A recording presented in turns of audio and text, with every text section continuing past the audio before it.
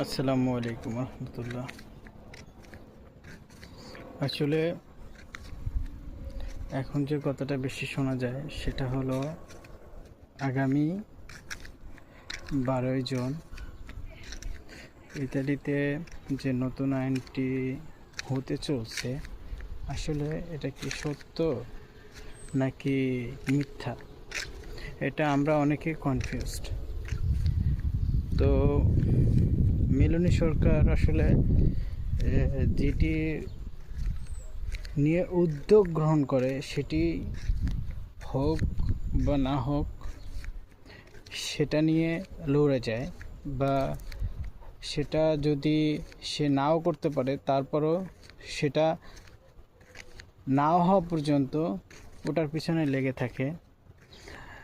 যা হোক, আসলে জানি না যারা আমরা নতুন যারা আসবো বা যারা আমরা আজিলো মারা আছি তাদের ভাগ্যে কী লেখা আছে উপরওয়ালাই ভালো জানে।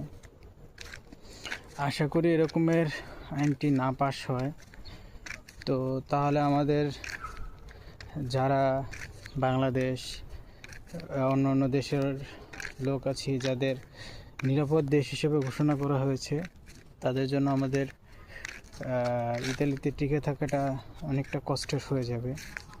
তো যারা যেখানে আছেন অবশ্যই সবাই একটু সেফলি থাকবেন।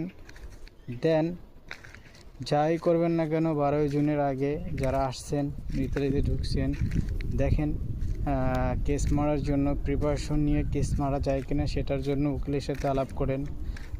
দেন কস্তুরার সামনে দাঁড়িয়ে যদি ফিঙ্গারে ডেট পান সেভাবেও করতে পারেন। তো সেটার জন্য আমাদের করণীয় একজন অভিজ্ঞ লোক বা পুরাতন যারা আছে ইতালিতে তাদের পরামর্শ নেওয়া, এবং তাদের পরামর্শ নিলে সৎ লোকের পরামর্শ নেবেন, অসৎ লোকের না, যারা ব্যবসা করে তাদের না। ইনশাল্লাহ ভালো হবে। তো যদি ভালো লোকের হাতে পড়েন অবশ্যই ভালো হবে। হ্যাঁ, তো সেটা তাড়াতাড়ি করে ফেলেন।